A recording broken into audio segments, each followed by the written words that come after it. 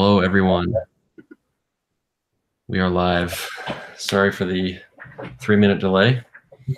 We're waiting on Grant to join. He's having some technical difficulties, so hopefully he joins. But the rest of us will start. Let's see. So this isn't really super planned out. We were just going to talk cards, hang out. Got some of the big hitters in the hobby here with me.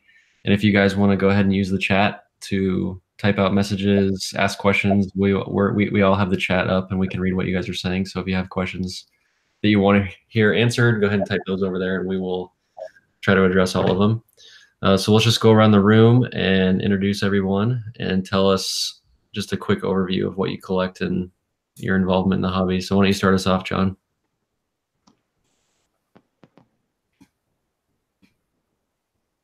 John, say words. I think I can hear you, Josh. Yeah, I had a little bit of an echo. I can hear you now. Okay. I was just saying, kick us off, John, and let's just go around the room and introduce ourselves.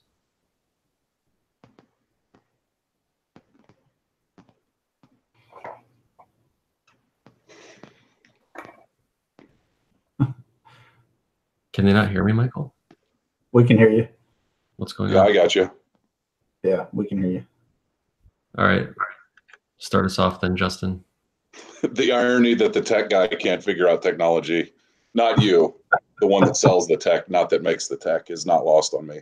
All right. Yeah, so I'm Justin. Y'all have seen me, heard from me a couple times. 610 Sports Cards on Instagram, Alabama Slam on other areas of the internet. And yeah, I think I missed the one that y'all did earlier, just shooting the stuff, catching up, messing around. So look forward to doing whatever we're going to do here over the next hour, 2 hours, 4 hours, whatever the case may be. Nice. All right, Michael. Yeah, I'm Michael Moeller. Most formats, Instagram, Blowout, everywhere else, it's XX the Beast. Big Grant Hill Super Collector. I guess was Grant Hill Super Collector. I'm mainly just focusing on the higher end of his stuff now, but definitely ingrained in the 90s card market pretty heavily.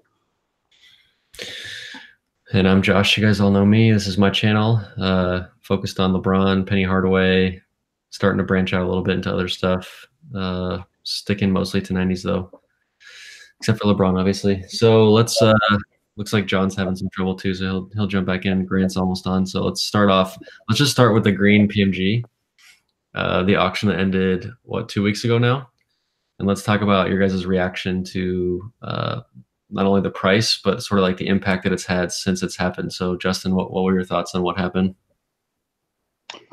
It was interesting to say the least. I mean, I guess the false start got everybody a little jumpy. With the bidding just getting completely out of hand at the start with everybody. I don't know how many different Instagram feeds I saw where people were like, I just placed a $375,000 bid and there was a screenshot. And it's like, I was talking to a couple of y'all and another buddy as well that, there's maybe 10 to 12 people in the world that are legitimate buyers for that card. So I'm glad Brent did what he did early on to kill the first listing and then figure out a couple days later with the pre-approved bidding and all that good stuff. And then once it went, I mean, we all had our fingers crossed that the one person that we know wants that card the most would get it. And thankfully he did. So I think that's good for a number of different reasons. First of all, it helps Nat get to a hobby goal that, I mean,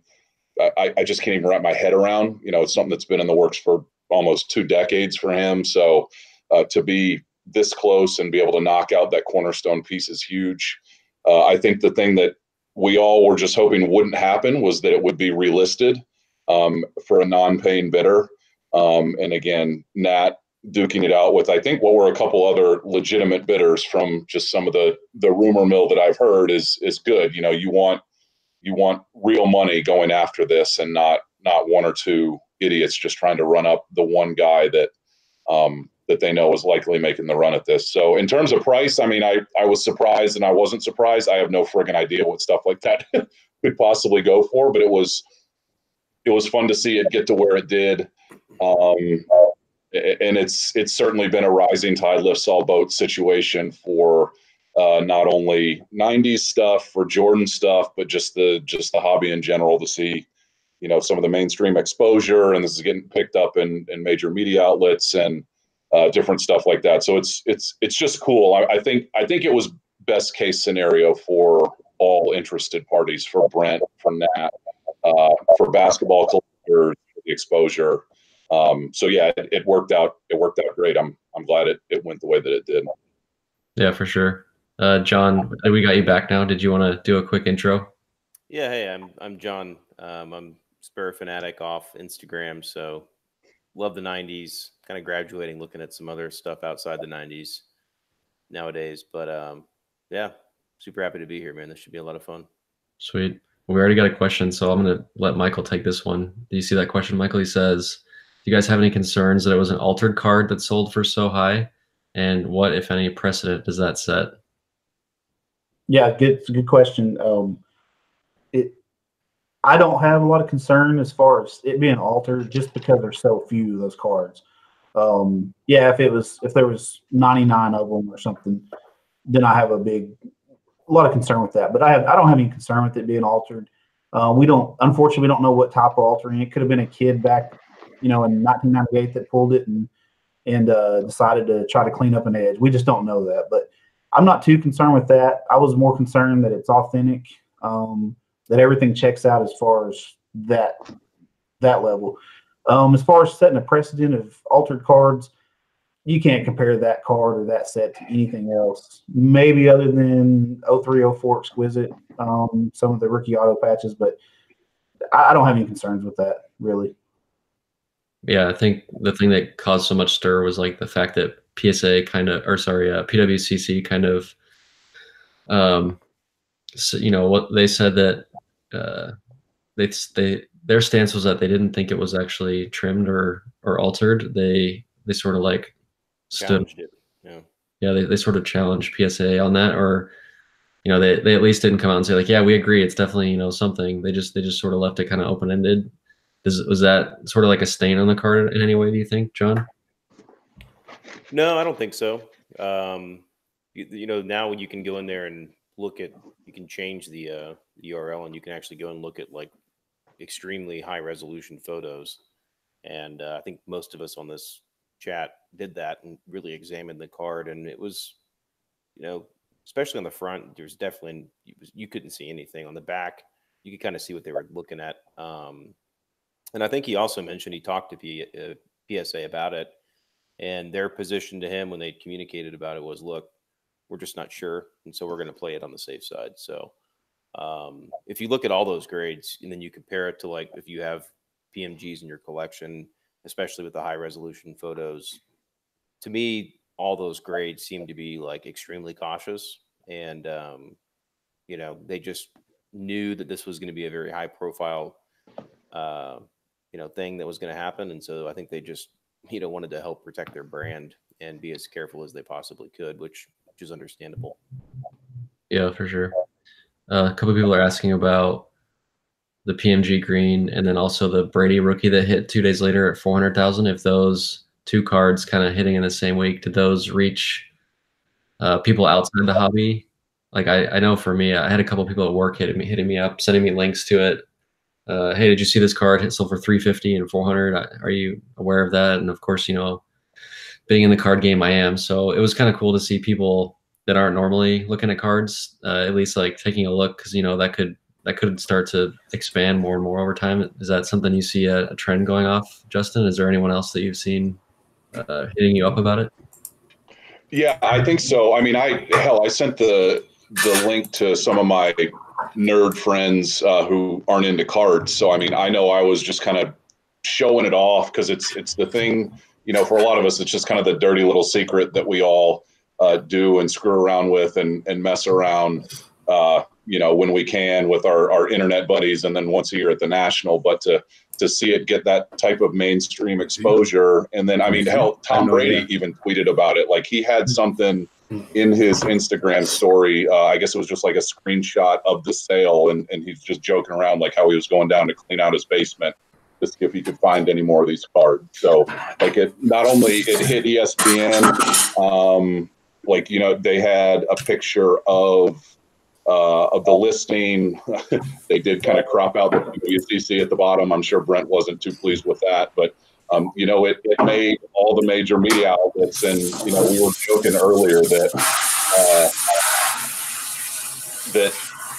2 days prior, the MJ is one of the biggest cards to ever sell for basketball and just in the hobby in general. And then 48 hours later, the Brady comes and blows the doors off that by like another 20%. So it's just, it was a hell of a week for sports cards. And again, I think starting with these two auctions and then heading into the National in July, I think there's going to be a lot of momentum that just continues to build, hopefully organically, through the next several months, of people trying to figure out what's going on with the hobby, how to get involved, and maybe start to join in on the fun. Yeah, for sure. I know, like, for me at least, it's got me really excited, what it could bring to the hobby in the future of it. I know there's some guys who are kind of hesitant towards, the outsiders coming in or whatever, like more investment type people, but I think all that stuff is good for the hobby and just brings more excitement for guys like us. Trying to look through some of the other questions. Is there anything else, Michael, about the PMG that we need to touch on? No, not really. I think it's just from historical sense, we may not see this again, so it's good we're all talking about it. And years later, if another one does pop up, hopefully people will go back and watch these old YouTube videos. At that point in time, they're going to be older videos, and they're going to be able to see kind of what we were all talking about back at this time. And I think it could show just how true rare these things are. If we see one pop up, we just saw one pop up, 2 weeks ago, maybe we don't see another one again for 5-10 years. It could definitely happen that way. For sure. Looks like Joel posted a pretty interesting question that jumps us to a different topic, but I think it's a good question. He said, do you begin the year with a list of card goals, or do you let the market dictate your acquisition structure? Why don't you take this one, John? I'm the last person to ask. Obviously I've got my main part is Tim Duncan and David Robinson. That's what I primarily collect. But now that I've decided to graduate onto some other stuff, I'm all over the place, literally. So I don't know. In terms of setting goals, I think most of people have like their 5 or 6 cards that have always been on their list and they're always trying to get. But, those cards, if they're super rare and super hard to get, you got to do some other stuff to fill the time and to keep things interesting. And then as you start checking them off the list, it gets harder and harder and harder. And so, I caught myself in that predicament a few months ago where I was like, look, this is kind of boring now. It's the cards that I want are going to be close to impossible to find. And then, what am I doing? And so, so I'm starting to look in some other areas, which I think we'll talk about later. But it's a good idea. You should always, obviously, if you're going to do anything, set goals and try to measure yourself against those. But, I'm in this teenage phase where I'm moving away from what got me here, got me started, to like looking in some other areas. So I'm kind of a mess right now. So maybe someone else would be a better person to answer the question. We need a couple more years of data for you first. I'm not ready for commitment. I think you hit on it a little bit, for me at least. Like, it's really hard to set goals when you're going after this type of rare stuff. Like, you could set a goal and be like, I want to get a PMG green penny this year, but I don't have full control over that. If it's like my goal is to get more vintage stuff, then absolutely I could just make a list and just check them off one by one. But if it's like rare 90s stuff, it's, we don't really have a choice in the matter. Justin, I know sometimes you sort of like just pick up what comes across your table at times. There's not necessarily like something you're always specifically hunting for, right? Yeah, no, I don't think so.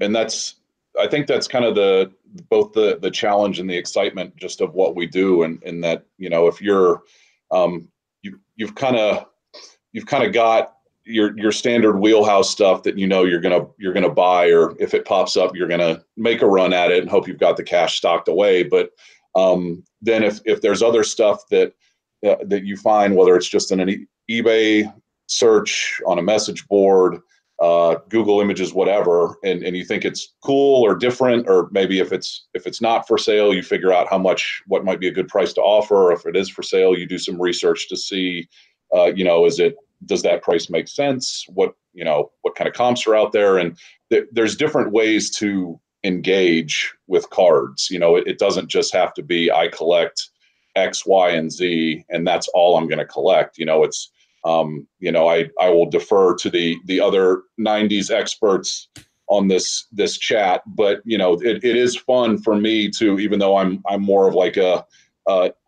LeBron era and beyond collector, just to jump in when John finds something that he's looking at that's a big Timmy or something like that, and just start to do my own little research of, okay, I can't find the Duncan, but here's what Iverson sold for, or here's what Grant Hill sold for, whatever the case may be, and just try to figure it out that way. So it's just problem solving basically, and sometimes that leads to you grabbing one or two cards here and there that you wouldn't think you'd be buying, but if the opportunity presents itself and it makes sense, then it's just a cool way to continue to branch out and enjoy the hobby.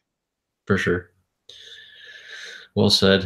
Someone asked if there were any opinions or insights if Nat was going to attempt to get it reviewed. I've been hitting Nat up to try to do a follow-up interview with him about the PMG green. So spoiler alert there. I'm trying to get him back on, and I will ask him that question for sure. I know having him on at this time would be really awesome. So I'm working on that. So keep that on your radar. I will do my best. So we've kind of like hinted at a few of us looking in different directions in the hobby, with some of like the 90s stuff, and a lot of us are PC, like the three of us are PC guys, John, me, and Michael. So Michael, a couple of people have been asking me, I know you've been getting hit up a lot, are you selling all of your cards? And if not, what are you doing?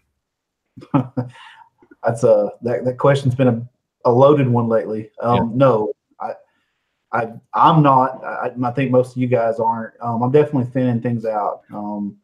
Justin laughed at me earlier when I told him, I'd accumulated over 5,000 Grant Hill cards. Well, I got to the point where I was just buying stuff that I didn't really care that much about, just trying to check things off a list. I'm not doing that anymore. I'm just collecting just more the bigger cards that I just really love. And then I'm going to branch out a little bit and buy some other players also. But no, I'm not getting out of the hobby. I've been doing it almost 20 years straight. I'm not going anywhere. So that's just settled, I think, right?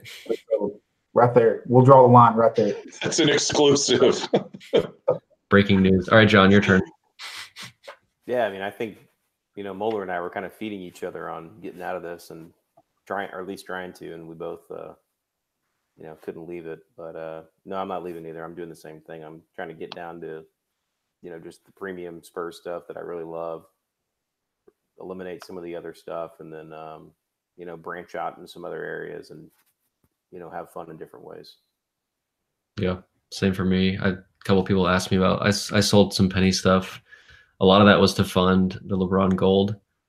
And then once I sold a couple of them, it kind of became easier to sell stuff that I didn't absolutely love. Because once you like give up on trying to get absolutely everything, it really becomes like, well, I guess if I can sell these, then I can sell more stuff that I just don't absolutely love. And there's a bunch of cards that like, there's no way, I could ever sell. And I know that's true for you guys too. Like we wouldn't be able to pry it away from you. But the other ones, if you're able to think about it for a couple of days and you're like, you know what, I could live without this. I'd rather take this money towards something else and consolidate your collection down. I think it ends up making you more durable in the hobby and more like adaptable towards any changes that come. So I know Justin's been kind of the, in my opinion, like the face of this way to collect. So Justin, why don't you talk about just how you approach this mindset when you're collecting?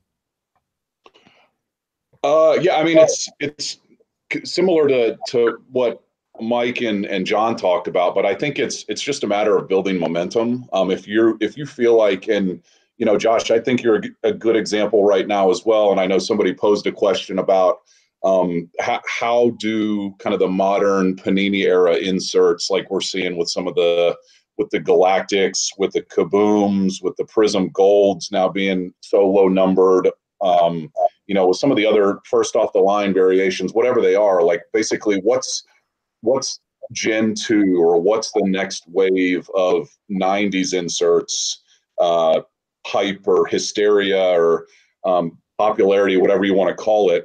How does that translate to the more modern stuff?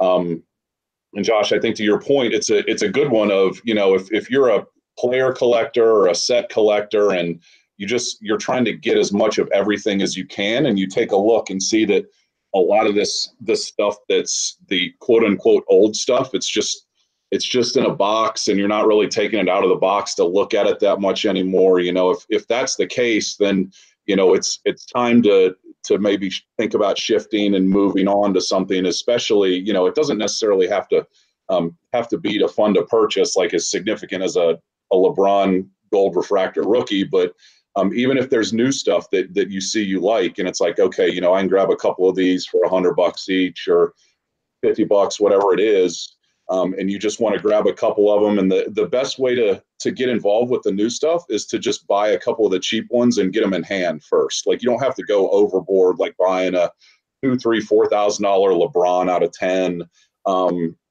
Just pick up something that's cheaper and get the card in hand, see if you like it. And again, to Panini's credit, seeing some of these Galactics in person, seeing some of the new Optic in person, the Contenders Golds in person, they're really, really well done. They're great action shots. They're great finishes. The refractor prism finish, whatever you want to call it, it really looks great once you get it in hand. So, you don't have to jump in head first if you feel that you're ready to make a transition. You can do it in much smaller increments. That way you're not kind of stuck with buyer's remorse and you get something in the mail that you don't like. And then you're just even more pissed off because not only did you spend all the money, but you sold off some stuff that you've had forever. And it's just kind of this vicious cycle, if you will. But if you're going to transition, you don't have to do it with a complete 180. You can do it incrementally. And I think that's a good way to approach weeding out some of the old and getting involved with the new if you do see new stuff that's out there. Yeah, for sure. Someone asked, any regrets on buying the LeBron gold after losing to the Suns and whiffing on those free throws? I was actually at that game last night. It was pretty annoying to watch him miss those free throws, but I'm sure John loved it. I like to threw the ball into the backboard a little better than anything. That one was so weird. I was sitting right behind that, and it was just like, what are you doing? He just like chucked it off the backboard. Yeah, he seems pretty frustrated with the Young Bucks. He's definitely frustrated, but no, I do not regret it after one game. So no. Let's see. Any other questions that I'm missing that's been popping up? Oh, someone asked opinions on LeBron and Jordan ever signing in the hobby again. Michael? I mean, they will to some extent. I don't know if it'll be Upper Deck eventually gets a license back. If they, at some point in time, Panini does some type of deal with Upper Deck to put them in some product. I mean, I could definitely see that happen. They're too big of players in the game to just never have autos again. So at some point in time, we're going to see them again, I think. You think so? When will it be? And under what banner will it be? Will it be Panini or will it be under Upper Deck? I mean, that'll be the question. Do we want it to, though, John? Do we want them signing again? I just look at it like, I think, what does Jordan get? $1,000 a sig from Upper Deck? I think that's the number I've heard. Jeez. So incredible. But that's, to you or I'm like, wow, that's a lot of money for you to sign your name. But for someone that's like LeBron, that's a billionaire, or Jordan, like that's not worth their time. So unless they're doing it strictly because they know that fans would appreciate it, they're not going to see that as like a return on their time. So I don't know. I mean, I think Duncan doesn't retire because it's a nuisance to him and he doesn't think it's worth it financially. I don't know. So I don't know if they will. I mean, I think the fans want it. I just don't know if the companies can pay them enough relative to the cost of the product to make it worth it. So I don't know. Well, and sorry to interrupt. I don't know if you've seen the new rumor that's been floating around, but there's been some traction that's been gained, and I don't know if I don't know if there's any truth to this, but we're on the internet, and that's what you do on the internet, is spread rumors. So the rumor is that Upper Deck is going after Zion because of Zion's association with Rich Paul, Rich Paul's association with LeBron, and LeBron's exclusive with Upper Deck. So if you really want to get fired up, you could talk about what a lack of Zion autographs would do for next year's Panini products, because I mean, next year is shaping up to just be, I mean, a gold rush for modern basketball with this rookie class. And I'd just be interested to hear what y'all think a lack of, and again, rumor has it, but a hypothetical lack of Zion NBA licensed product autograph cards would do for the 2019, 2020 releases. Well, if he signs with LeBron's guy there as his agent, I mean, that's why DeJounte never signed his NT. Once he got him as the agent, him ever fulfilling his remaining in Panini products just wasn't going to happen, is what I've been told. So based on my, losing out on those, I can tell you that I've dug into the agent. I think that's kind of a known thing, that if you sign with them, you're probably going to be a Nike guy, or not a Nike, Upper Deck guy. Yeah. I think the other thing that didn't get touched on is that I think Jordan and LeBron both understand their legacy, and they understand what their autograph means towards that legacy. And if they start pumping out autographs, I think they know that flooding the market with their autographs isn't necessarily good for that. That's just one more thing I wanted to hit on. Someone said Zion's market would be exactly what Ben Simmons is. That's kind of true, but I think Zion's a little bit more hyped coming in. Correct me if I'm wrong. I think it could be, it's not necessarily that like Zion's market would be hurt. I think, to Justin's point, the actual like card market itself could be hurt, which could be no bueno. Well, keep in mind too that Ben Simmons missed the first year, so that hype really fizzled out a little bit too. Yeah. Had he came in and played right away and been a 20-point per game guy his first year, maybe I see that comparison. But right now, Zion has triple the exposure of what Ben Simmons did. He's the most hyped guy since LeBron. I mean, I remember. I agree. Yao Ming was up there too. I mean, Yao was super hyped, but I mean, LeBron was obviously on another level, and this guy's on that. I think he might even be beyond it, just because modern media is so 24/7. For sure. Well, and this might be a question. I'm trying to remember. I'm not exactly sure, but in the Panini era, what's been the most expensive NT RPA right out of the gate? Just the base RPA. We haven't seen one selling for 5 figures right off of release, correct? Like I think the first, if Zion did sign with Panini, I think the first few Zion Treasures RPAs numbered to 99 would hit $12,000 to $15,000 on open auction, like straight up. And it wouldn't surprise me if ones with nicer patches with whatever team he goes to, the Knicks, the cold envelope, could go for like $20,000 plus just on snap buy it now. Blake Griffin's probably the highest that I remember right out of the gate because he was playing so well. If I remember right, his were 8 to 12, I think, depending on the patch, pretty much right out of the gate. Okay. I could be wrong exactly on those numbers, but that was also the first year of National Treasures. He had a lot of good things going at the time, but he's probably the closest comparison price-wise to what you just said, Justin, I think. And I think Zion beats him by a ton, just being more hyped a little bit. What about Doncic? Yeah, I think Doncic will break 5 figures too. I do too. Yeah. What about Trey Young? No, I think you're good. Good, thanks. Speaking of buying new players. Seriously. Tatum and Mitchell were 6 to 8 out of the gate. Like right out of the gate, the 9.5s, or just like the immediate first sales. It looks like Neaton posted that. Yeah, we need to. I remember. I know the Tatum gems got up to, I think, like 10 to 12. Like I remember something for him over 5 figures at their peak, but now they're what, half that? He said right out of the gate first sales. Interesting. Gotcha. Yeah, Luka's gonna probably do big things. I mean, he's pretty hyped up. I mean, Trey's a bad boy now. He got ejected from a game today, so maybe that'll help his street cred. Yeah, for staring at a guy. Yeah. Did he break his streak of? I think he had like 3 straight at 36 points or something. We had 18 points with like 10 minutes left in the third, and then basically just threw a ball up from half court. Because that's what he does, and made it. And then he stared at the back of some guy's head and got ejected. Oh wow! Such a rebel. He's a rebel. He's just always getting in trouble. Someone asked, "What's your opinion on overseas market involvement for modern basketball?"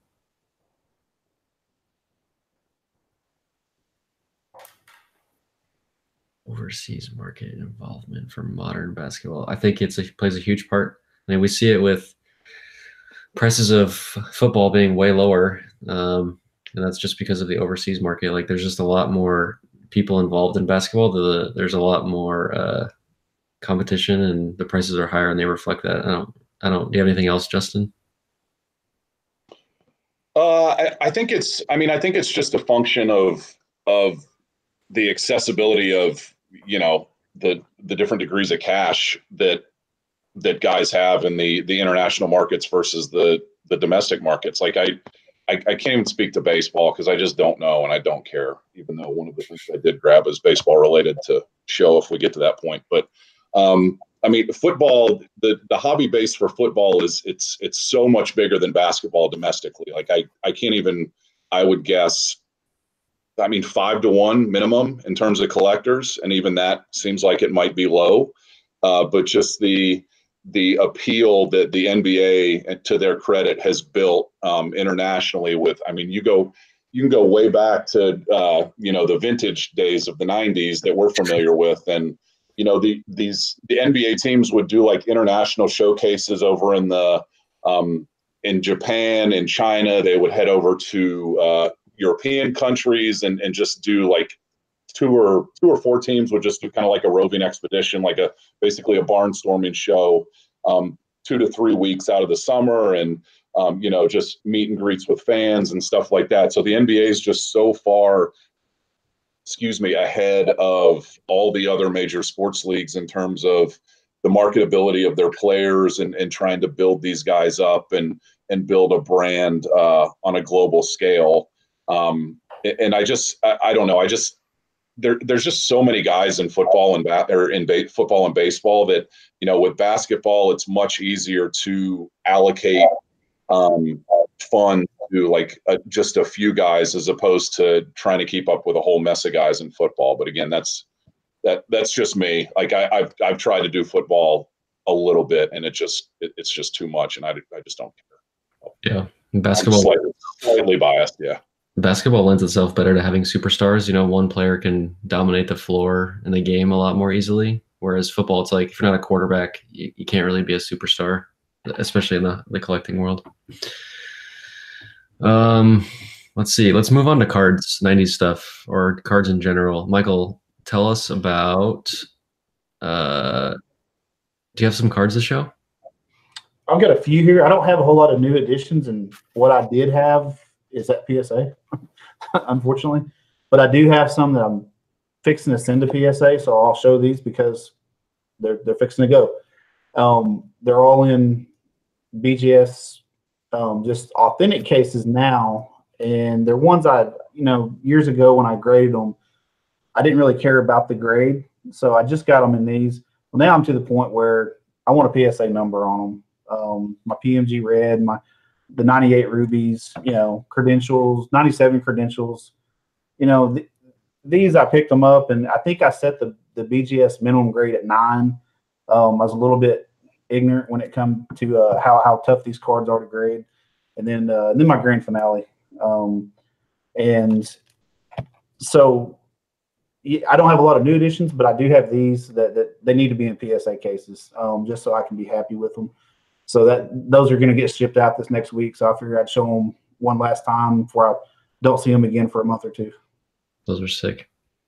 Yeah, that's and most of those, they're so rare that you might see one of them pop up every couple of years. So yeah, that's the good thing about them. Glad to have them. And I guess somebody raised a good question too, and Mike, maybe you can answer it. But how did, again, we kind of talked about the whole rising tide lifts all boats type deal. How did, when the MJ stuff started to spike, how did that impact, like, your high end Grant Hill stuff, or John, your big boy Timmy stuff, or and more recently some of the David Robinson stuff has really started to jump as well. You touched on it perfectly. Not everybody can afford Michael Jordan at the prices they're at. You said earlier, maybe 10 people could afford the PMG green, Jordan that went across the same night. A PMG green of Grant Hill goes across for 11,000 and some change. Well, you got a whole lot more people that can afford that. Definitely. So a lot of these cards, they are starting to rise because people cannot afford Jordan at the current rates. Well, a lot of people remember, maybe after Kobe, Grant Hill was supposed to be maybe the next best big name there for a while, and it may just he may have been without the injury. So I think a lot of people remember him. Other guys, Vince Carter, Tracy McGrady, Duncan, Iverson's, his stuff's on fire right now. Oh yeah. And I think it's directly because people see the Jordan prices and they look at it a percentage. Grant Hill usually is about 10% of what Jordan sells for on most cards. So as Jordan goes up, so does Grant Hill. I mean, it's just a direct correlation. So when are we going to see the bump in? When are we going to see the bump in the original Baby Jordan Harold Miner? I think you saw it years ago. yeah, that whole 45-day period. Yep. So Michael Petkus asked, it seems that 97-98 is the best year in terms of value and rarity. Do you see the inserts or parallels from 98-99 having room to grow in value and popularity? John, have you seen some of your 98-99 stuff go up since the PMG? I mean, it's too early to tell, I think, because you just haven't seen enough product hit the market from that specific year since the MJ Green. That said, the PMG Gold is an absolutely stunning, gorgeous card. I mean, they almost never show up. So I'm sure those will rise, just because I think a lot of people, if they have a player they collect or they're looking for something high end, will do what it takes to try to compete to get one of those. And so I think that'll naturally drive the price points up because they just never show up. The credentials, obviously more of those show up because there's more of them. Obviously, anytime you start getting into like the sub 20 credentials, those always seem to carry a premium. We just saw the Eddie Jones. I mean, granted, that was 97-98, surprised a lot of people. It didn't really surprise me. Those are just amazing cards. And if you have a chance to get something that's that low numbered, it's fun to do it. But in terms of across the board, I'm sure it will. I mean, they're super rare cards. And as I think the 97-98 stuff continues to rise, and when that kind of starts getting to the point where people don't feel like that, they want to spend the money on that, they might start looking to the 98-99 stuff, and that'll kind of start circulating behind it. One thing that I noticed that was interesting was, see if you guys noticed it. I thought that after the PMG Green, I'd see a bunch of other rare stuff start popping up, and I feel like it's about the same. I haven't seen. Maybe people are sending it off to PWCC, and we'll start seeing more over the next couple of months with their auctions, just because of how well it did with them. So, but even then, I haven't seen any Hardaway stuff hit at all since the auction. I was kind of surprised by that. Have you seen anything else, Michael? No. Obviously, very, very well, next to no good Grant Hill cards, like as far as those high end ones have hit. I've looked for other guys. There's really not much. There's some stuff scheduled for PWCC's next auction that looks, fairly appealing, but I didn't even see a whole lot of just crazy stuff as a follow up that I thought we would see some pure madness, and that hasn't happened. So like you said, either people are grading, they're gathering it up. Maybe they want to see more market analysis and see what stuff's going to go for before they throw it out there, or it's a lot of it's already in private collections that it's not going to come up for sale. It doesn't matter what the prices do. I think that's probably more than likely that's the case, in my opinion. I know. Yeah, and I think it's. I also think it's. It was good for a lot of people too. Not only people that own the exact same cards, obviously not Jordan PMG greens, but there was enough in this past. We'll call it the March pre-war run or whatever. Number 2, there we go. In his second basketball auction, I think there was and I've talked with some of you guys about this, but just the depth of the quality in that auction from not only the PMG greens, but like the Iverson Apex cutting, whatever the hell it is, number to 25. A lot of the, yep. Thanks, John. A lot of the modern stuff, some of the Jordan Limited logos, some of the LeBron stuff, some of the dual MJ LeBron autos. Just there was all kinds of different stuff within that second run of his that allowed people to establish comps and I think take a good reset and try and figure out, okay, I haven't seen X, Y, or Z pop up in ages. One of them just sold or 2 of something similar just sold. So now I have a much better idea of what my collection might be valued at.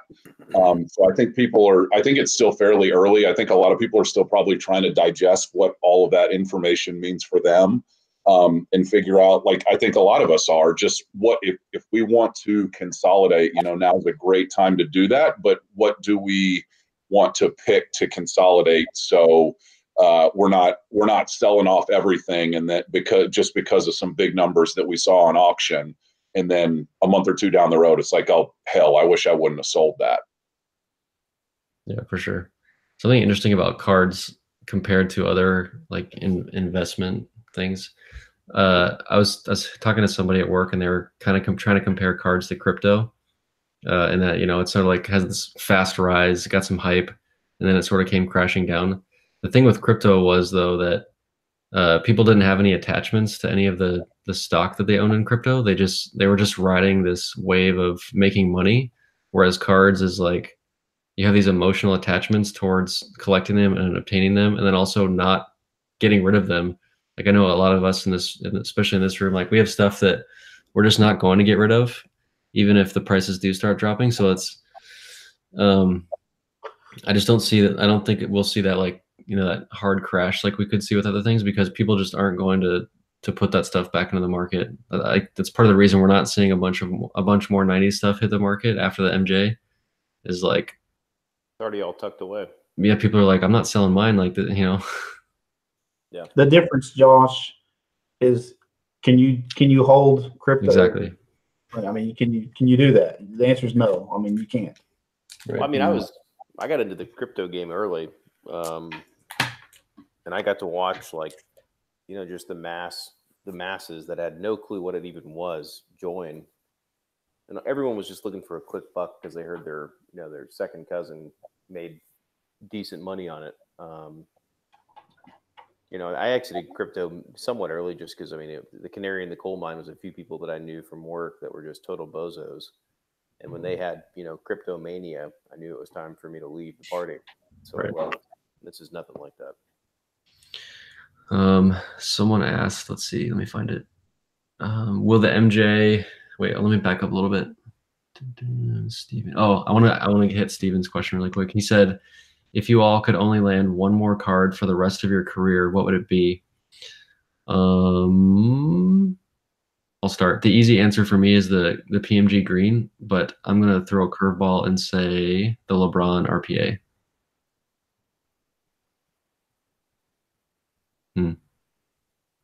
When I said it out loud, it didn't seem as like. I was about to say, are you sure? All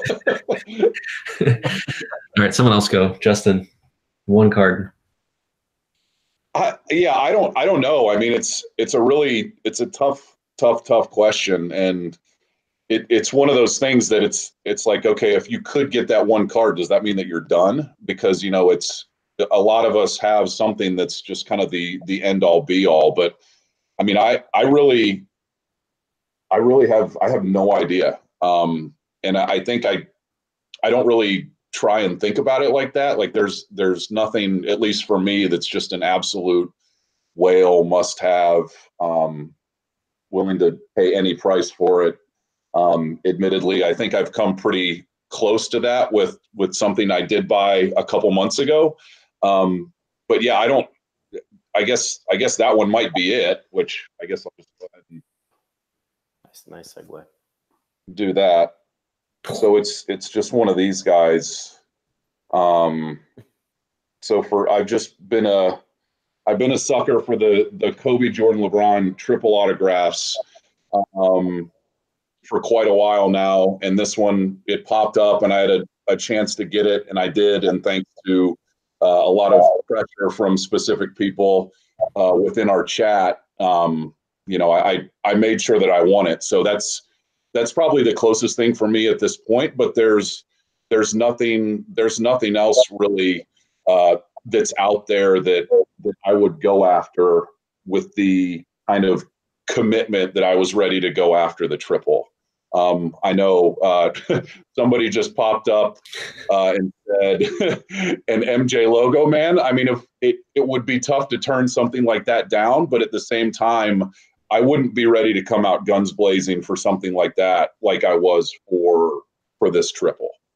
And again, it's tastes and preferences for everybody, but that this was the closest thing I can think of that is something that would be like the one thing for me to grab. Michael? Mine's a little bit easier than Justin's. Mine, there's the one I can't obtain, which is the 97-98 Credentials Now 1-of-1 that we all saw pop up a couple months ago. That one's maybe out of reach. Then for me, outside of that, it's the 99-2000 Apex Extreme 1-of-1. It's probably my favorite card if you just go off of looks. It's the best looking 90s card I think maybe ever made. If I could get that one, I'd probably hang them up for about 6 months and just take it easy. What about you, John? I mean, it might surprise you. The card I'm drawn to the most right now that I look at a lot is the Jordan limited logos from 2003, 2004 with like a sick patch. That's the one that I mean, I'm not quitting over it, but that's the one that I right now I like the most. Interesting. Yeah, I love that card. The Kobe's the one that kind of got me. It was Kiki's, pairing of the two that were just, incredible. And I said, once I'm done with kind of the 90s stuff, the 03, 04 Exquisite was kind of like the next thing that I really, really liked that I'd like to kind of, jump into and see if I liked it. And then obviously the Jordan is the crown jewel of that. So for sure. That leads into the next question. Someone asked if there's anything that could stop the MJ and LBJ market from rising significantly. I mean, we've seen, 2x, 3x, like 5x increments over the last few years. And I think there's obviously some limit to that, but Justin, is there like, what would stop this sort of meteoric rise in those two players? I don't know. I don't know if there's a specific stop or just, come to a screeching halt type deal. But, there has been a whole mess of just crazy multipliers, admittedly. And I think anybody who you talk to about modern stuff, if they don't say it, then they're just not telling the truth to themselves. Because like to know that the LeBron, I can't believe I'm revisiting this again. To know that the LeBron Ultimate Rookie Auto number to 250 BGS 10/10 that I sold for $6,000 in 2015 is now worth probably six figures that is, I don't know who's watching, but that is freaking insane. I mean, that's probably like a 17, 18 times multiplier over the course of 3.5, 4 years now. Are we going to continue to see that type of growth? No. I mean, and nor should we expect that, because that's not sustainable. There's all sorts of reasons why things kind of spike when they do, or there's peaks and valleys and what have you. But I don't think it's unreasonable just to assume continued reasonable levels of growth in this stuff. Now, I'm sure there will be disagreements on what reasonable is. You know, some people might say 15%, some people might say 20%.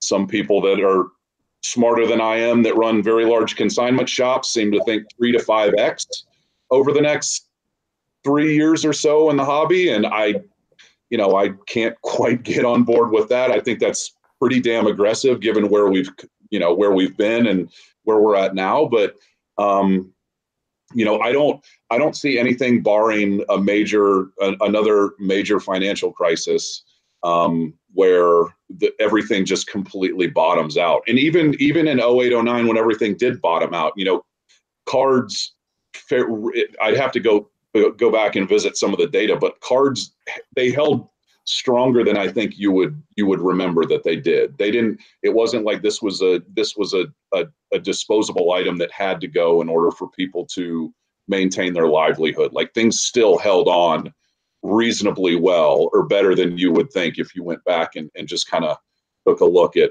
what happened with some of the pricing. So that's, I talk too much, but that's a long-winded way of me saying that, I would like to see continued growth in prices of, if it was 10 to 15% a year, I think that would be awesome.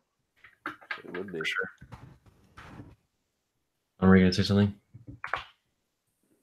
Yeah, I mean, that would still be, obviously much better than anywhere else you could put your money. I mean, I don't know. One of the questions is, I mean, how many people does it take that have the means to buy a $25,000 card or buy multiple, or 10,000 or 2,000? Like, how many people can actually do that? And then how many of those people, how many does this market have to attract to sustain that level of growth? And I don't know what the math equation is, but that's what you got to figure out. I mean, you've seen this exponential spike. How much of that is people that have already been in it, that have just said, they can absorb that increase just within the collective community that's already here? And then how much can the current group of people absorb to continue to rise? And then how much new entrance does it take? And then with things like this, PWCC coming into play, what does that do in terms of driving new entrants? Because, I mean, I've noticed a lot more people that are curious. Part of these huge auctions is guys like us are more apt to actually go out and talk about this, whereas it used to be a little bit of a dirty secret. Mm-hmm. And so does that help bring in new entrants? Because now, everyone I talk to, the first thing they always do is, oh man, I've got a box of cards. There's got to be something worth money in there. And I mean, we all joke and chat about this amongst each other, but that's step one for them, like, returning to that interest they had as a kid, the nostalgia of it that everyone talks about. But so I don't know, man. I don't know what the upside is. I mean, I question it all the time. I think if we would have sat at the National 2 years ago, when my first one I went to, and talked about it, none of us would have actually. It would have been hard to convince anybody that it would be where it's at. And so that tells you that, who knows is the real answer. We don't know. Probably high. It's a very finite supply. Yeah, for sure. Supply. So. Needham pointed out that some of the Jordan auto stuff has staggered, and I've noticed the same with some of the like non-rookie auto stuff from LeBron have sort of slowed. I was just going to point out that I've seen the prices stagger on sort of like the non-essential cards of those two guys. Like, those guys did have quite a few autos in that era of cards, and I've seen a lot of those, not like top end ones sort of stagger, but I mean, like LeBron's ultimate rookie just keeps going up and up and up at a really fast pace. So it kind of depends on what cards we're talking about specifically that we are thinking might slow down. I've just seen more of a push towards the top end stuff and sort of like a flatlining of the middle stuff. I think Chris can probably attest to that for some of the MJ stuff. He might have to message in here. But Josh, very similar to the question you asked me earlier, and kind of what Justin was talking about, is Grant Hill stuff goes up, or as Michael Jordan stuff goes up. Grant Hill, Iverson, these other guys go up too. Well, it's no different as the top cards go up. That next tier of cards, they'll slowly rise too, because everybody can't afford. Maybe they can't afford the $20,000 exquisite Jordan auto, but they can go out and spend $2,500 on one of the lesser sets. those will have a little bit of lag behind them because people are going after those top ones. And when they can't, they've got money there if they want to spend on a Michael Jordan auto, they're going to go buy those. So don't be surprised if over the next couple of years, as those top tier cards see a really big spike and a really big peak, that the other cards start to catch up gradually. That should happen, I would think. And it's no different than the 90s. You know, the credentials sell high. Well, you can't buy credentials. You go buy, you know, one of the other sets that's maybe a little bit less desired, but they're still nice looking set. It's going to have, it's no different. I think we'll see that over the next year or two. I think we'll kind of see the slow of this meteoric rise we've seen that Justin talked about, and then we'll level off at some point, and then we'll just start seeing gradual increases. I think, especially on this rare stuff that John said. There's only so many of them. I mean, it's going to happen, I think. Yeah, and leveling off is a good thing too. I mean, there's nothing wrong with just taking a breath and just kind of resetting here, because I would be much more concerned if it was continued, like, you know, if we saw multiples of 3, 4, and 5x, like some are suggesting, yep, year over year, like that's, I just don't feel that that's something that's sustainable. Like you can take the kind of the textbook, the case study is in markets, and what to look for and what not to look for are penny PMG reds, because nobody collects those. I don't know why somebody's holding one up. But no, it would be the Jordan rookies. So the graded Jordan rookies, like we all saw what happened 2 or 3 years ago with the great pump and dump of the summer of 2015. And, you know, MJ rookies were almost like the annuity of the hobby. It was a standard 8 to 10% bump every year in value. You know, some years it was less, some years it was a little bit more, but then all of a sudden we saw within a matter of weeks and a few months, a single card that was the most stable card that we basically had. It was almost like the S&P 500 of the hobby just started skyrocketing. Like that's not normal. So again, if we start to see that again with other cards that maybe shouldn't be doing that, or other groups of cards that maybe that hasn't happened before, that might be, you know, when we all take a step back and say, hey, what exactly is going on here? For sure. I agree with the leveling off is good for the hobby. The gradual rise is always like what you want to see in a healthy market. You don't want to see these giant unsustainable spikes. Someone made a comment, Michael Coleman, and I can't stress this one enough, and I feel like I just say it over and over, but the guys who collected as kids in the 90s are just now getting disposable income, guys our age and a little bit older, and I just don't see that stopping. Like in those 90s, those like cards were at their peak of volume popularity, just how many people were in it, and you're just going to keep seeing those people come back, in my opinion.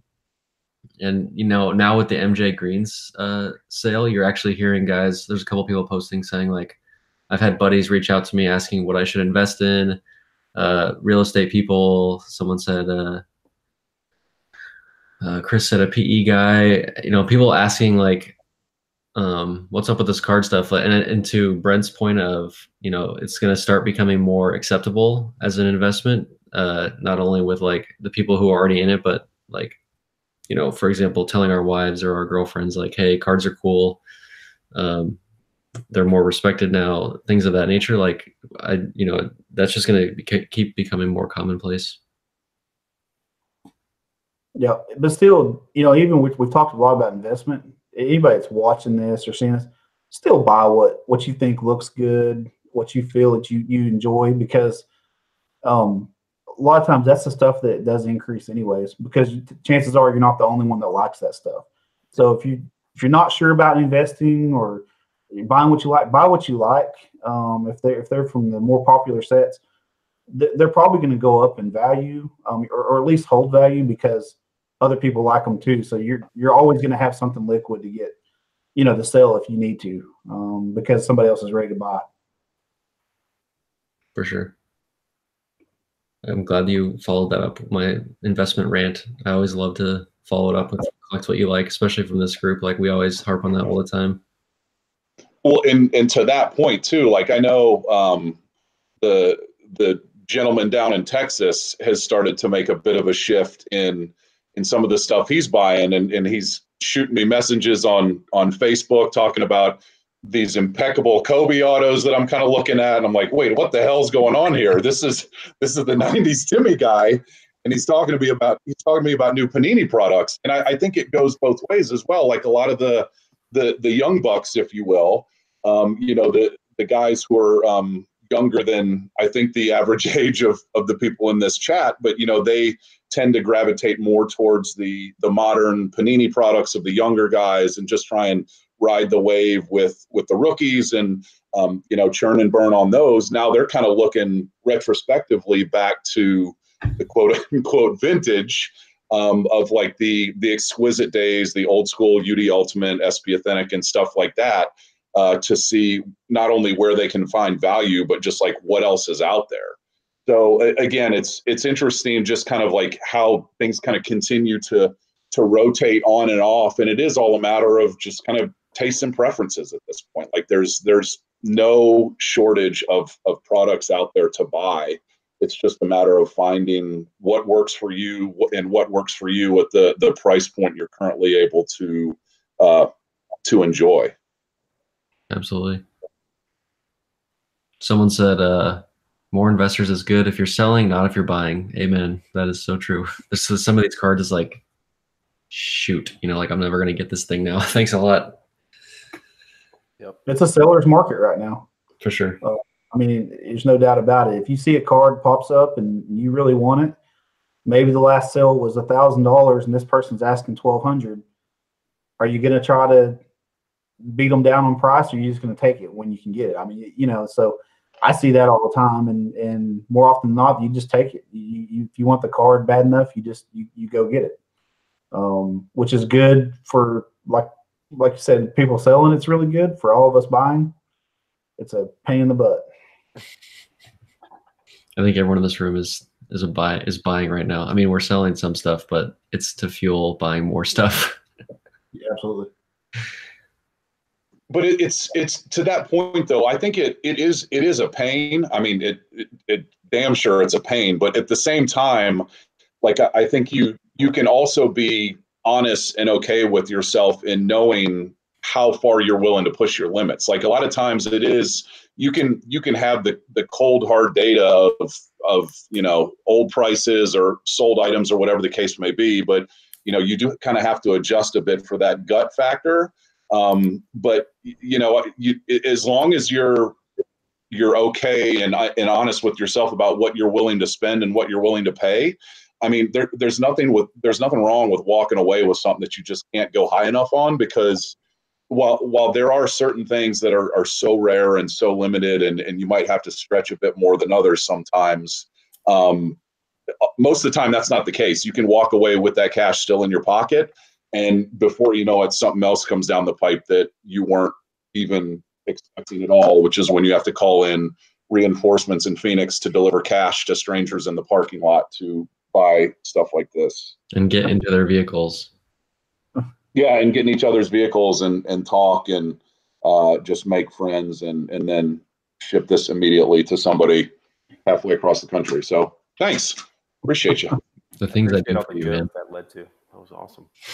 It is a true story. I got into someone's It's a true story. that I did not know so that I could get him that card. I'm like trying to get the door handle. I'm locked in or whatever.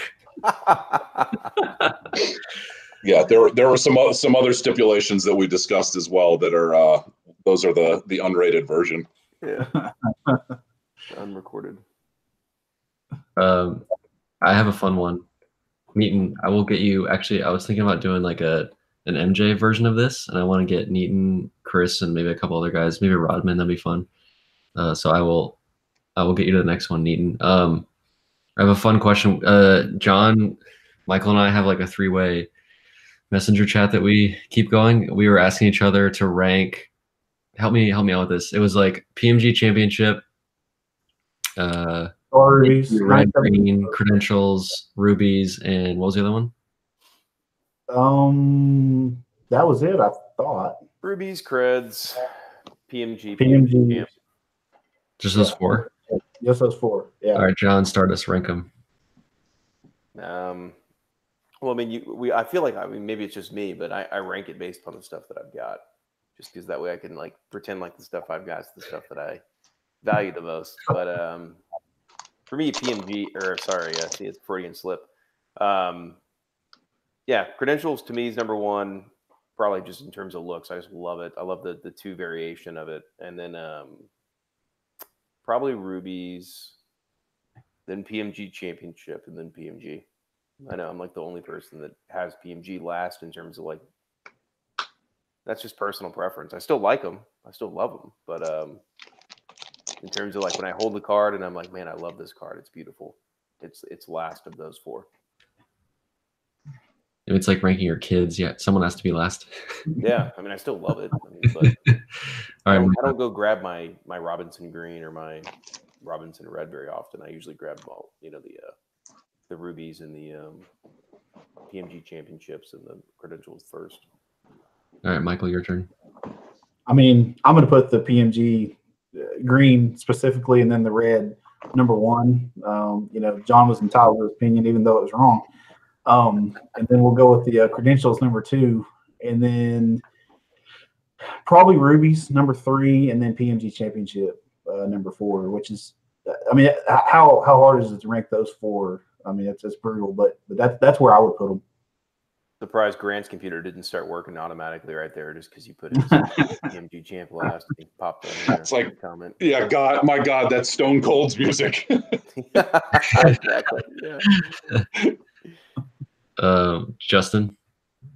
So it's interesting. I mean, again, y'all are definitely the 90s experts and aficionados, but I've come to, and I don't think I even noticed this until John and I were talking about it one day when you know, we're just shooting the bull, and like I think my favorite are probably the PMG champs, but it's definitely on a case-by-case basis depending on the player, just because of the different backgrounds that they used for the veterans. Like some of them are just, there was a big country that sold, I think it was last night or something, with Rick, and it was just a silhouette of him against like the Vancouver mountains and the trees and all that stuff, and just some of the I guess, what is it, the Kemp that's against like the Seattle skyline or something like that, and obviously Yep, there you go. And the Jordan against the Chicago skyline, and just they're just super cool. The rookie stuff with them and like the galaxy or the outer space backgrounds, those are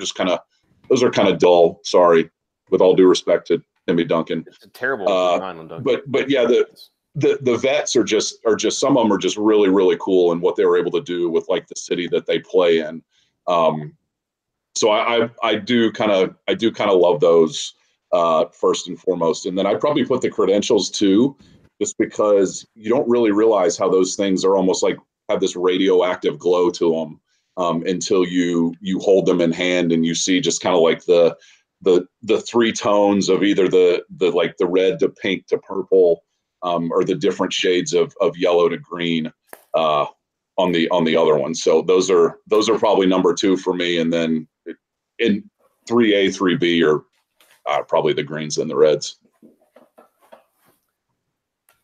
I'll tell you what, when you put the creds up next to each other, the future and the now, like the red starts, like you start seeing more red in the yellow, like in the holofoil part, and then like more kind of green in the red. It's like, it's crazy how the cards, like, it's probably hard to tell on this, but next to each other, they complement each other extremely well. That's what I like about it, is how they just go together. I wouldn't know. Well, you never will. Oh, jeez.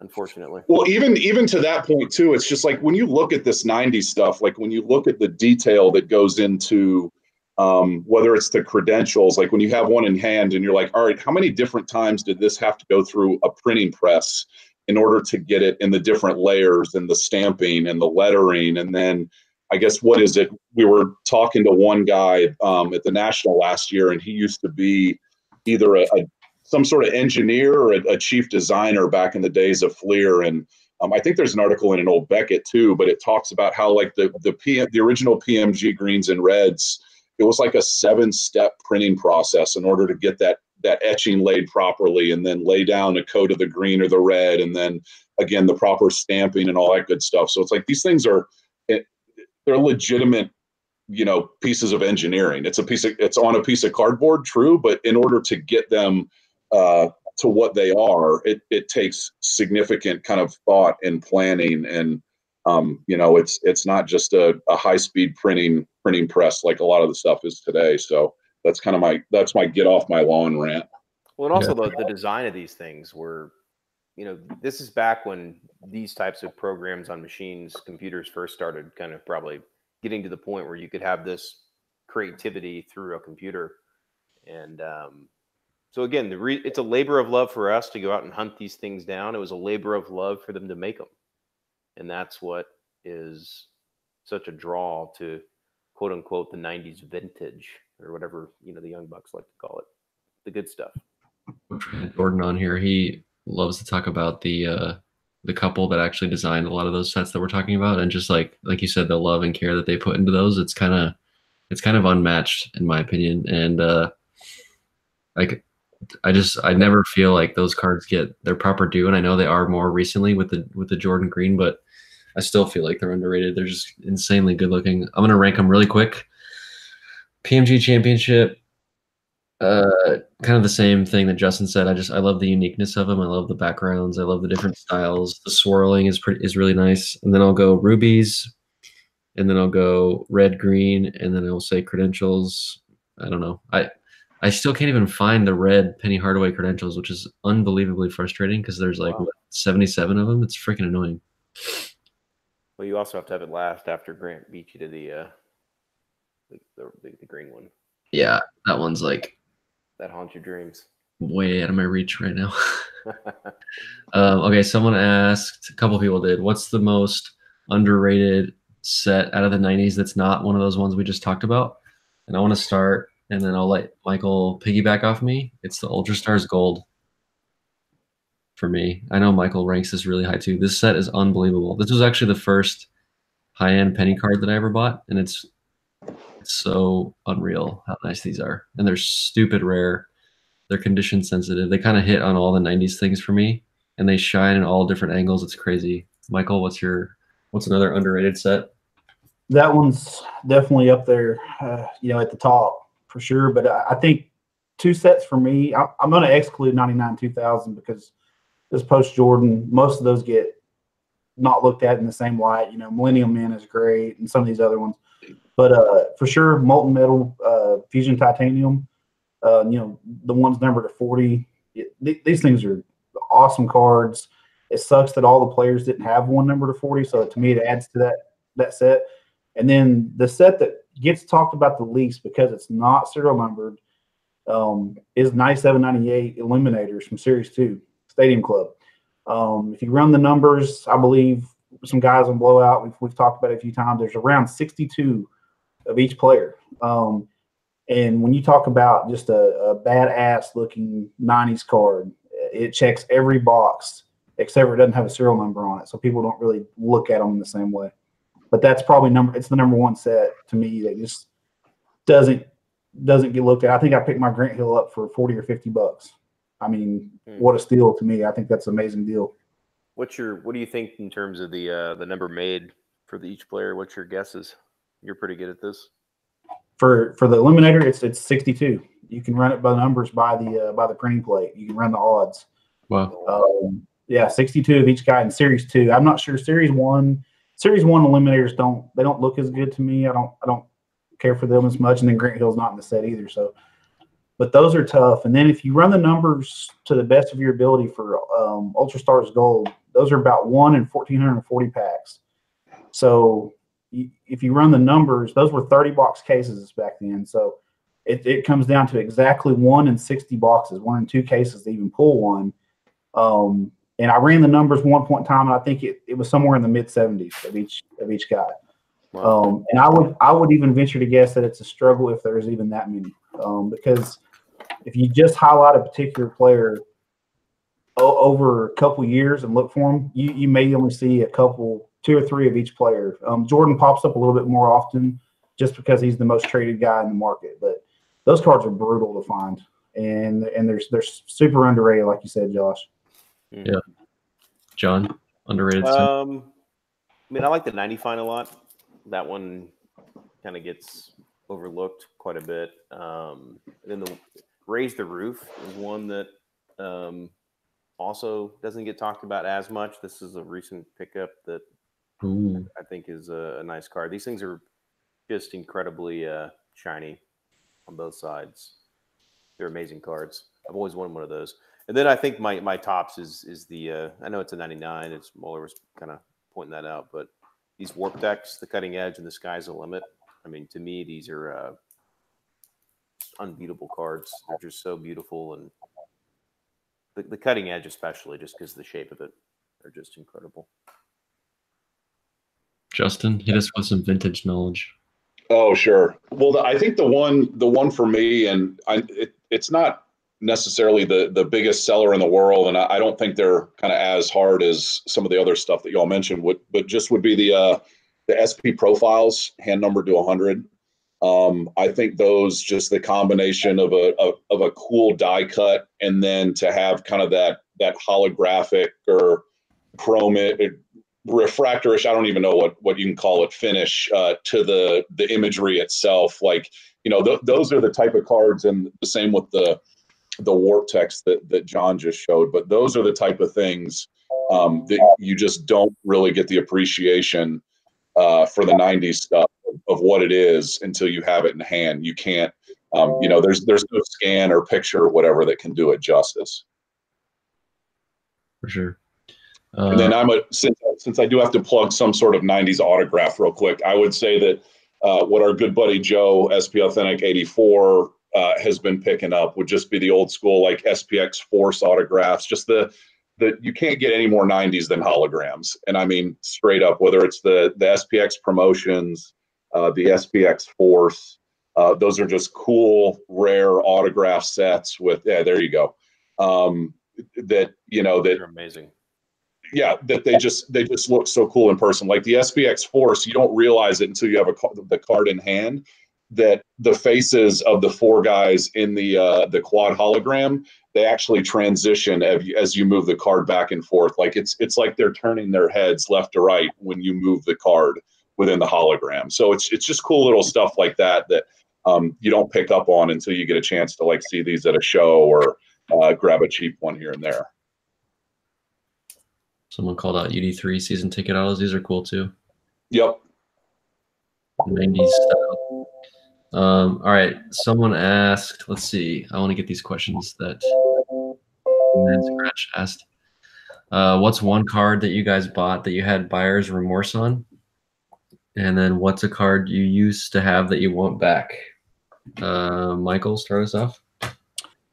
Man, the buyer's remorse. That one's tough. I don't know if I've really had just a ton of remorse on any single cards. It's more busting boxes. I said that on your interview at one point in time, God. I usually for me, buyer's remorse comes when I turn $200 in cash that I had into a box of cards, and then when I'm done, I have $20 left. That's where my remorse comes from. Cards I want back. Probably my Camouflage one, PMG Red, that I pulled, and then that was a huge card. I wish I would have hung on to it. And then definitely number one is my 98, 99 Topps red label of Jordan that I pulled just a few years ago, and I should have never sold it. They're numbered to 100. They're way more rare than the serial number even alludes to, and it was a dumb move by me to sell it. I'll go next. Buyer's remorse. I bought a bunch of Brandon Ingram stuff coming into this season. I don't know why I did that. I just for some reason pictured him being really amazing next to LeBron, and he just didn't quite pan out. And even when he does, he's playing well now.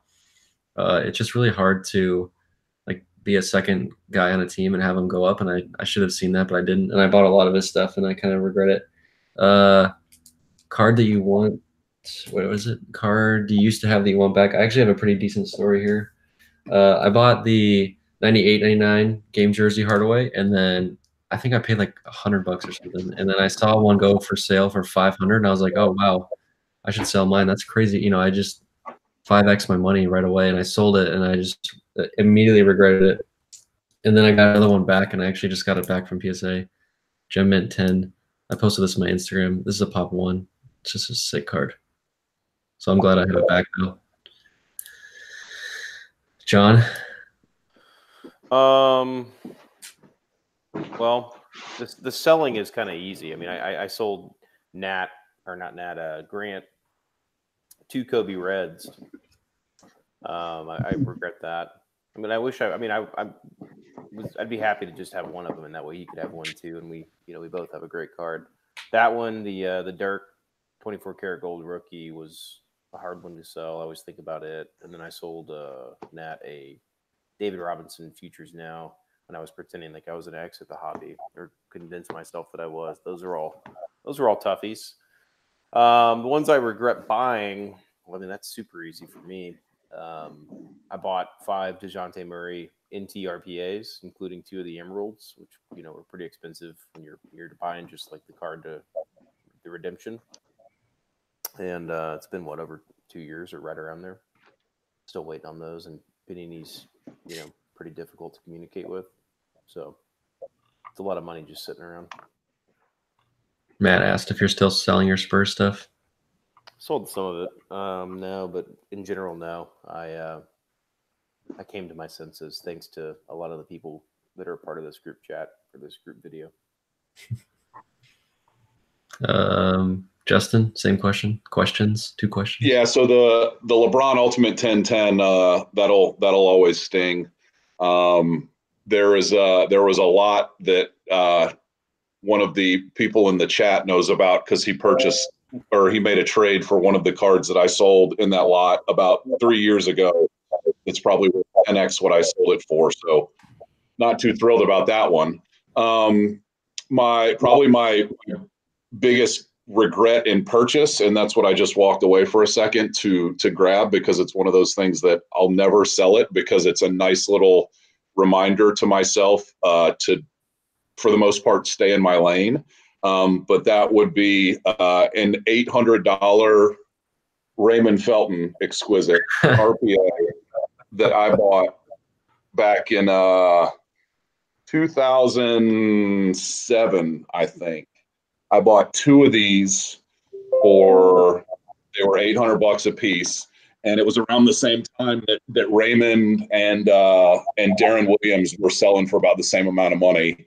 And Darren actually continued to spike. I think his exquisite RPAs got up around, I don't know, I think they got up about maybe close to $2,000 for a nice one before they finally came back to earth. But not only did I hitch my wagon to the wrong horse, but I still have one of the, I think I have the other one too around here somewhere, but yeah, this one, he won me a championship when I was at UNC, but he has lost me a few bucks since then. So there's still time. I mean, he's still in the NBA. Yeah, totally. Yeah, he looks like he's in great shape. He just continues to lose weight year after year, and continues to get good burn with God knows what team he's on now. So yeah, he's fine. He's due for a bounce back. Any last minute questions for anyone? I think I can see the eyes on my fellow collectors here kind of drooping a little bit. So if we have any last minute questions, I think we're going to get close to wrapping up. Or if there's anything else, any other cards you guys want to show off, or any last minute things, just start putting cards on the screen. Honestly, I don't even care. Just start putting cards on the screen. This is one of the ones I said I wanted back when we did our interview. And obviously, oh yeah, it's the Credits to 6 that my favorite card. It's my only baseball. Oh my gosh, that's a decent one. So I don't have anything I haven't showed. I've got a whole box of Heel right here behind me, though. Some pretty decent stuff. I don't even know what all I've got in here. Everything.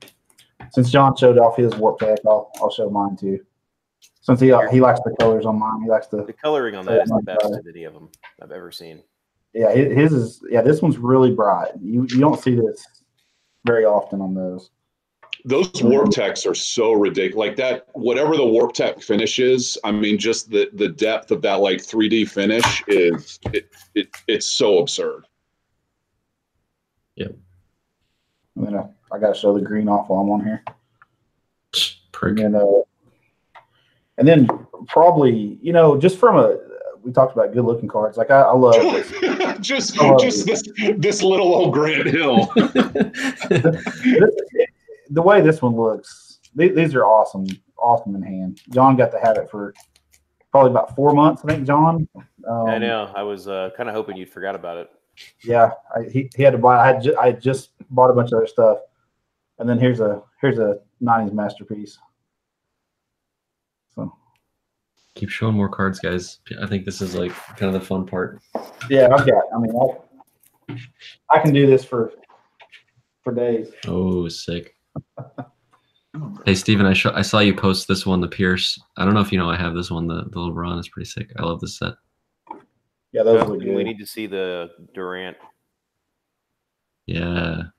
I just sold my my card like that Moeller to Nat. I kind of regret it.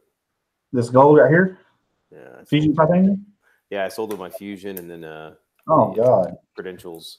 I mean, I don't love that as much as you do, but I do. The Robinson I miss a lot. I don't know what else I've got here. Sitting here. Oh, here's another masterpiece while I'm at it. Let's see if we can get this to work. 99 Ultra. If we're gonna throw masterpieces around, let me I do know. that too. I'll do another one. How about a top school label? One of them. Now it's just like a pissing contest. The screen's just stroking right now. It's just so good. It's all fun and games. So you pull out the.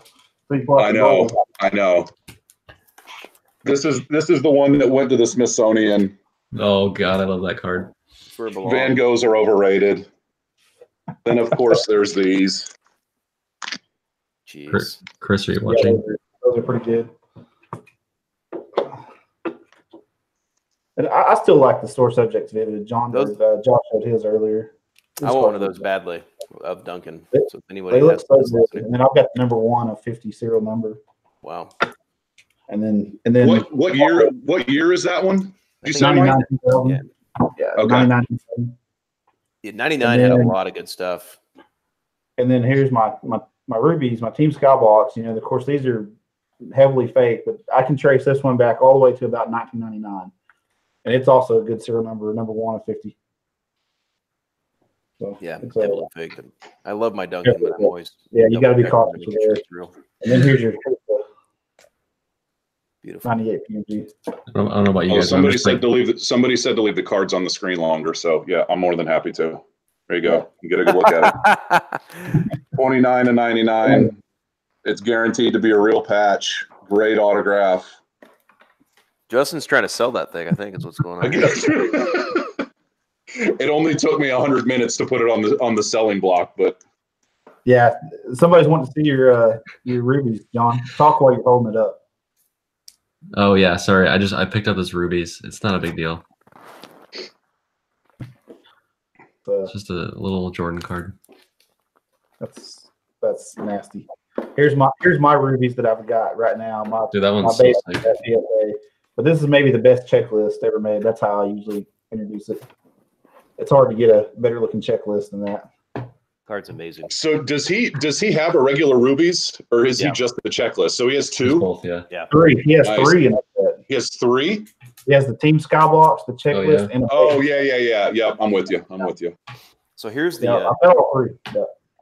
the Duncan PMG Gold. I get more people asking to try to get this one off me than probably any of my Duncan cards. Gets a lot of questions. That's a cool card, man. And here's one that you don't see very often. Obviously, 24 karat gold, and these have great. Yes. These and John showed his. These two surfaces. Maybe number 1 and number 2 in 90s cards. They just look great, both of them. Someone asked about 2015 Galactic earlier. And if those are going to go up, dude, these cards are like so hard to find. They're ridiculously hard to find. This one here is a pop one. I found a guy on Instagram and I just like gave him a stupid high number and he's like, "Are you serious?" And he took it. And now it's like, they're so hard to find. You have to just grab them when you see them. Because there's no stated print run on the first year, right? It's just supposed to be short printed to 10. There's no stated print run on any of them. On any of them. It's just ridiculous. It's just all odds. I think like there's a thread on there that says like the base ones are at a 13 and the inserts are at an 8, and it's pretty decent research and math, so it's probably pretty accurate. So they're rare. Yeah. And also, I think what you were getting at is the first year they don't actually have the word galactic on the back, so you right. Yep. Take the risk a little bit, unless it's slabbed.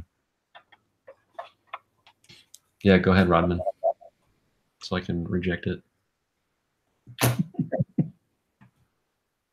All the MJ guys are like freaking out. Anything else, guys? No. Awesome seeing all the cards. Yeah, that was fun. There's a few cards, a few nice cards shown. It's fun, boys. So everyone on here is going to the national this year, right? The plan. I should be. Okay, good. I may be moving right around that time. We may be buying a house right around then. So if it doesn't fall exactly at that same time, then yeah. Mueller, you were moving the same week that you went to the national. I was. So that's not an excuse. I was moving from Oklahoma to Texas. Yeah, with a 6-hour drive, and my wife and kids were back home packing boxes up while I was in Cleveland. Yep. So just making sure that gets recorded, so there's no excuses. That's true.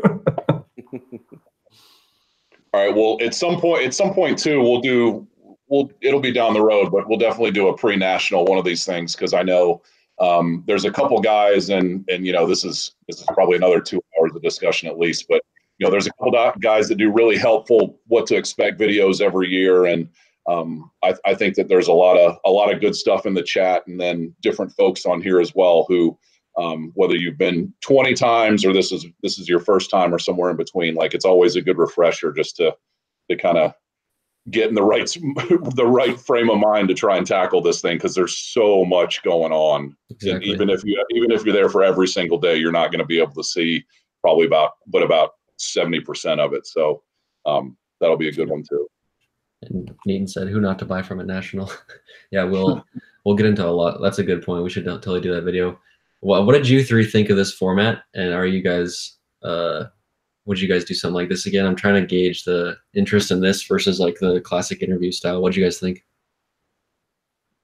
I like the live, getting the questions coming in, because it's you never know what you're going to get, coming in, which is good, because all of us we know cards well, and so I'm perfectly fine answering questions as they come in, and I really enjoy this format for sure. John? I mean, we text all day, so we might as well make a video. So this is basically our night anyways. Yeah, exactly.